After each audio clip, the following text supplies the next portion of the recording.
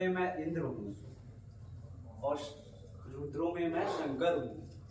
ध्वन में मैं ओंकार हूँ, यज्ञों में मैं जाप हूँ, मनुष्यों में मैं राजा हूँ, पशुओं में मैं सिंह हूँ, पक्षियों में मैं गरुड़ हूँ।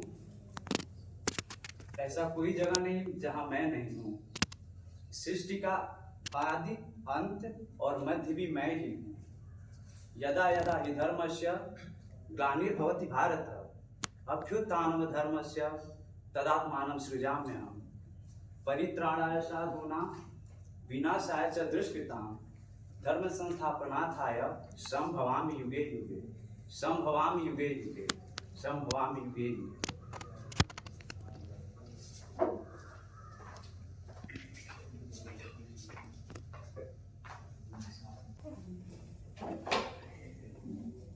प्रणाम गुरुवर।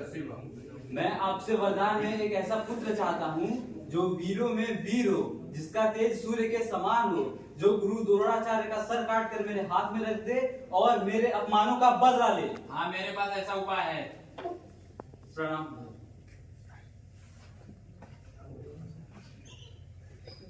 प्रणाम पिताश्री, मैं आपके अपमानों का बदला लेने के लिए प्रतिबद्ध हूँ।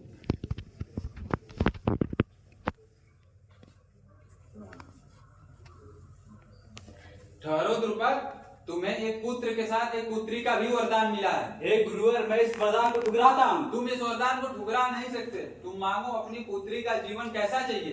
हे गुरुवर, यदि मैं इस वरदान को ठुकरा नहीं सकता तो मैं अपनी पुत्री के लिए जीवन भर का कष्ट मांगता हूँ। प्रणाम।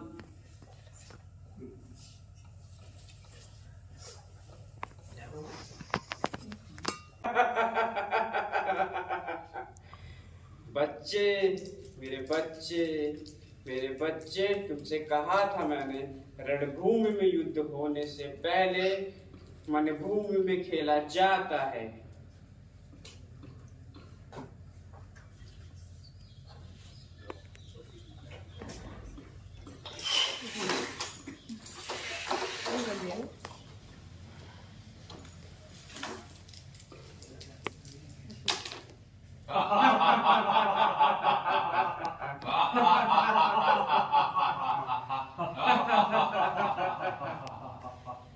भ्राताश्री, अब अगली बाजी खेली जाए।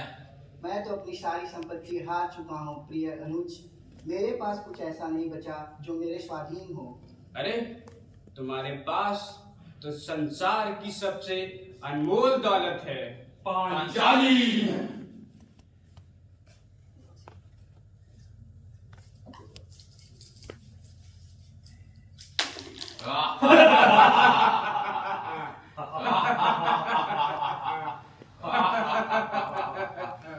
दुशासन, उस दासी पांचाली को इस भरी सभा में केस पकड़ कर ले आ।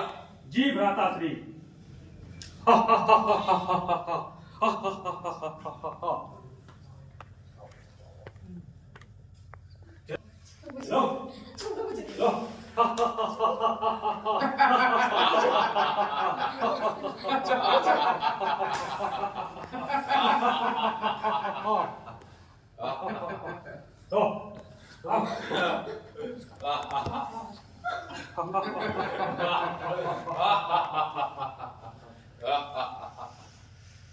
तनिक अपना मुख तो दिखाओ पांचाली।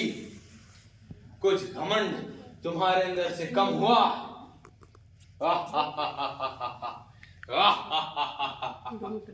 दुशासन, इस घमंडी पांचाली को इस भरी सभा में निर्वस्त्र कर दो। जी भ्राताश्री।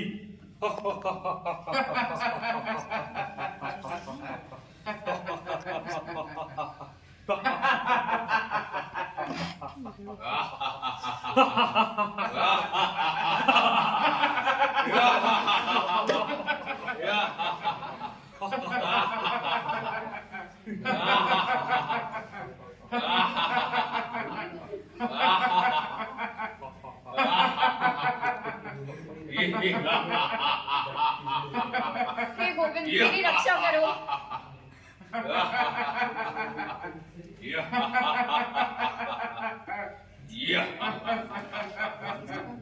ये क्या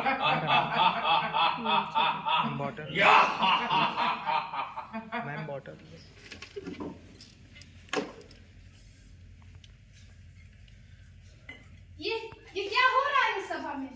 क्या ये सभा इतनी लज्जाहीन हो गई है कि एक स्त्री को वस्त्रहीन होते देख रही है? रुक जाइए माता कुंती।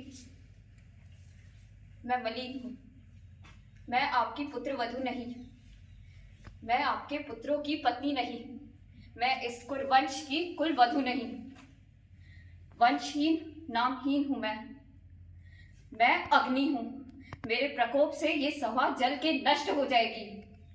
मुझसे हरण किए गए ये वस्त्र इस सभा में सभी के शव वस्त्र बनेंगे।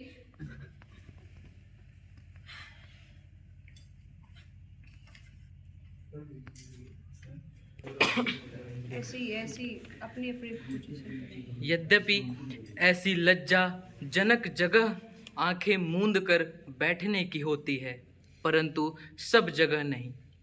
क्योंकि जिस देश की नारी शक्ति पूजनीय मानी गई हो, उस देश में नारी की मर्यादाओं का हनन हो रहा हो, तो वहाँ आंखें मूंद के बैठ जाना कदापि अच्छा नहीं। इतिहास साक्षी है कि जब जब नारी को पैरों तले कुचला गया, तब तब उस स्वराज का पतन हुआ है। वो चाहे सतयुग में रानी तारा हो, त्रेता युग में देवी सीता हो, या द्वापर युग में द्रौपदी। यत्र नार्यस्तु पूज्यन्ते रमन्ते तत्र देवता, यत्रास्तु न पूज्यन्ते सर्वास्त्र फलाह क्रिया। आज ये श्रुति हमें धूल सी होती दिखा